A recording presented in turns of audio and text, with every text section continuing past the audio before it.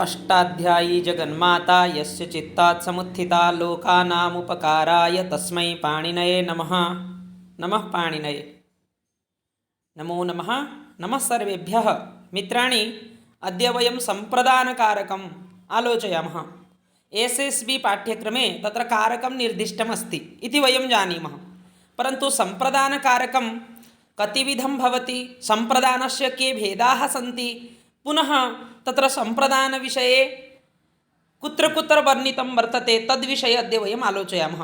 तत्र प्रकाराः, पुनः तस्याः संज्ञाः, परिभाषाः, पुनः उदाहरणानि, एतत् सर्वमपि अद्य आलोच्यते। अतः किञ्चित् सावधानतया भवन्तः पश्यन्तु। यदि आवश्यकं तर्हि एतत् भवन्तः पुस्तिकायां लिखन्तु। चलतु आरभमहे।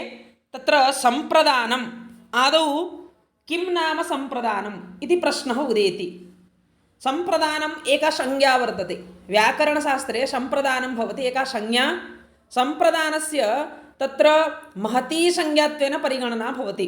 पुनः सम्प्रदानमपि अन्वर्थसंज्ञा भवति। तर्हि तत्र सम्प्रदानं सम् उपसर्गपूर्वकं, प्र उपसर्गपूर्वकं, दा धातोः ल्यूट् प्रत्यये सम्प्रदानमिति पदं निष्पद्यते। तर्हि तत्र सम्प्रदानस्य संज्ञा केन विहिता इति प्रश्नः भवति चेत् कर्मणा यमभिप्रेति ससम्प्रदानमिति प्रथमं तत्र सम्प्रदानसंज्ञाविधायकं सूत्रमस्ति। यदि वयं कौमुदीग्रन्थं पश्यामः तर्हि तत्रापि चतुर्थी विभक्ति आरम्भे एव तत्र लिखितं वर्तते कर्मणा यमभिप्रेति ससम्प्रदानं। तर्हि अत्र वृत्तौ लिख्यते दानस्य कर्मणा कर्ता यम् अभिप्रेति। तर्हि अत्र दानं भवति, दानस्य कश्चित् कर्ता भवति, सः कर्ता यं दानस्य कर्मणा, कर्मद्वारा, कर्ता दानस्य कर्मणा यम् अभिप्रेति, अर्थात् अभिप्रेतः यः भवति सः भवति सम्प्रदानसंज्ञकः। यदि सरलवाक्येन वदामि तर्हि दानस्य दाता भवति कर्ता, दानं यः ददाति सः भवति कर्ता। इदानीं चिन्तयतु, देवदत्तः भिक्षुकाय धनं ददाति, तर्हि देवदत्तः कर्ता, धनं भवति कर्म, ददाति क्रिया। कः ददाति? देवदत्तः ददाति। देवदत्तः किं ददाति? धनं ददाति। देवदत्तः कस्मै धनं ददाति? देवदत्तः भिक्षुकाय धनं ददाति। इदानीं चिन्तयतु, भिक्षुकः भवति धनदान नाम धनस्य ग्रहीता।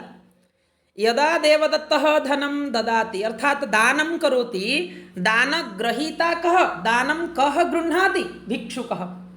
तर्हि दानस्य ग्रहीता यः भवति, यः दानग्रहणं करोति, सः भवति सम्प्रदानसंज्ञकः। तस्य सम्प्रदानसंज्ञा भवति। सरलवाक्येन ज्ञातुं शक्यते। तर्हि सम्प्रदानं तत्र कतिविधम् अग्रे आलोचयामः। सम्प्रदाने का विभक्तिः भवति? यतोहि या या संज्ञा सा सा फलवती। तर्हि संज्ञायाः, सम्प्रदानसंज्ञायाः पश्यतु, अत्र अशुद्धमस्ति। कर्मणा यमभिप्रेति ससम्प्रदानमित्यनेन सम्प्रदानसंज्ञा विधीयते इति लिखतु। टैपिङ्ग् मिस्टेक् अस्ति, सम्प्रदानसंज्ञा विधीयते। तदनन्तरं सम्प्रदाने का विभक्तिः भवति इति अस्ति। सम्प्रदाने तत्र चतुर्थी विभक्ति भवति। सम्प्रदाने चतुर्थी विभक्ति विधीयते। चतुर्थी सम्प्रदाने इति सूत्रं वर्तते। एतत्तु सरलः अस्ति। यदि भवन्तः स्क्रीन्शाट् स्वीकुर्वन्ति तर्हि अत्र किञ्चित् एडिट् करणीयं भवति। अत्र सम्प्रदानसंज्ञा विधीयते इति कुर्वन्तु। तदनन्तरं सम्प्रदानं कतिविधं, मोस्ट् इम्पोर्टेण्ट् विषय। एसएसबी आस्पिरेण्ट्स् ये सन्ति तेषां कृते अवश्यं ज्ञातव्यं सम्प्रदानस्य भेदाः। टैप्स् आफ् सम्प्रदान यदि आगच्छति तर्हि 3 टैप्स्, त्रिविधं भवति सम्प्रदानं। किं किम्? अनिराकर्तृकं, प्रेरकम्, आनुमन्त्रिकं। तर्हि तत्र दानग्रहीता त्रिविधः भवति। एकः भवति अनिराकर्तृक, अपरः भवति प्रेरक, तदनु भवति आनुमन्त्रिक। तर्हि कथम् अनिराकर्तृकं, कथं प्रेरकं, कथम् आनुमन्त्रिकं जानीमः? तस्य कथं स्वरूपं वर्तते, उदाहरणं किं परीक्षायाम् आगमिष्यति तद् अस्माभिः ज्ञातव्यं।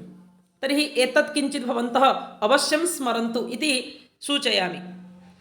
तत्र प्रथमम् अस्ति अनिराकर्तृकं सम्प्रदानं। पश्यतु, सरलैः वाक्यैः अत्र लिख्यते यत् सम्प्रदानम्, अर्थात् यः दानग्रहीता, सम्प्रदानम् इति वदामः। यत् सम्प्रदानं दानकर्तुः दानं प्राप्य, दानकर्तुः दानं प्राप्य निराकर्तुं न शक्नोति, निराकरणं न क्रियते, दानं न ददातु, अहं दानं न गृह्णामि इति वक्तुं न शक्नोति, तत् अनिराकर्तृकं सम्प्रदानं भवति। इदानीं चिन्तयतु, कश्चन दानस्य दाता अस्ति, अर्थात् दानं ददाति, परन्तु यः दानग्रहणं करोति यदि सः निराकर्तुं न शक्नोति दानग्रहीता, तर्हि तत्र अनिराकर्तृकं सम्प्रदानं भवति। उदाहरणं वर्तते, ब्राह्मणः सूर्याय अर्घ्यं ददाति। अत्र अस्मिन् वाक्ये क्रियापदं किमस्ति? ददाति। कः ददाति? ब्राह्मणः ददाति।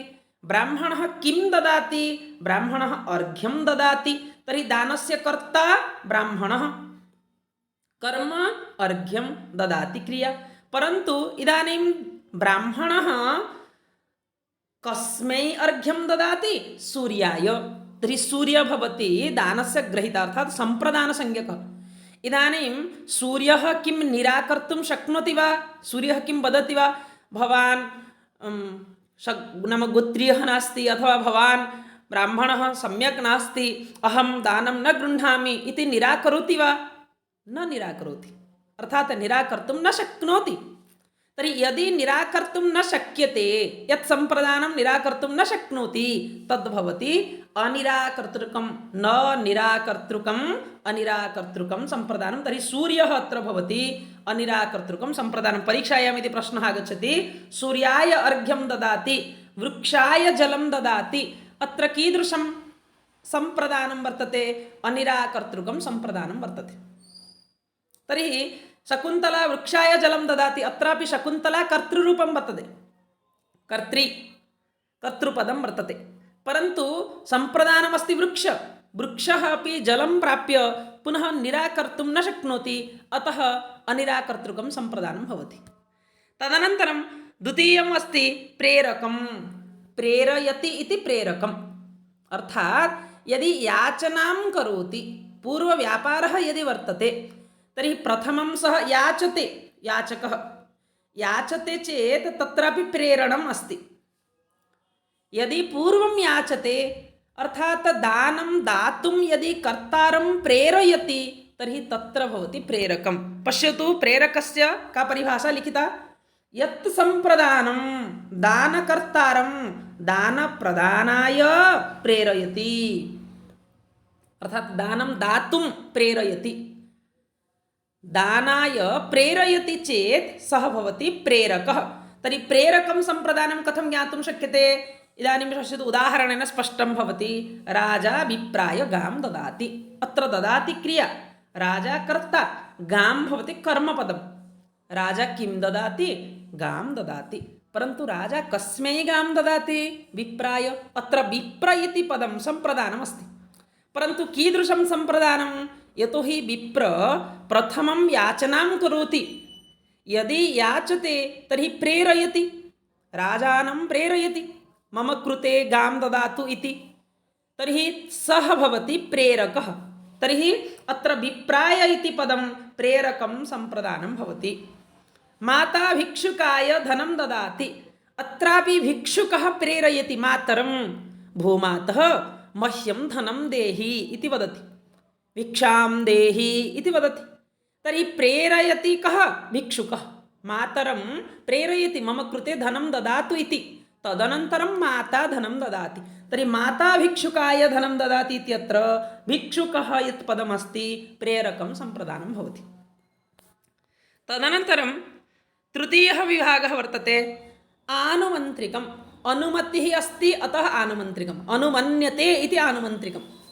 तर्हि यत् सम्प्रदानं दानकर्तारं दानप्रदानाय न प्रेरयति, प्रथमं याचनां न करोति, न याचते, तर्हि प्रेरकः नास्ति।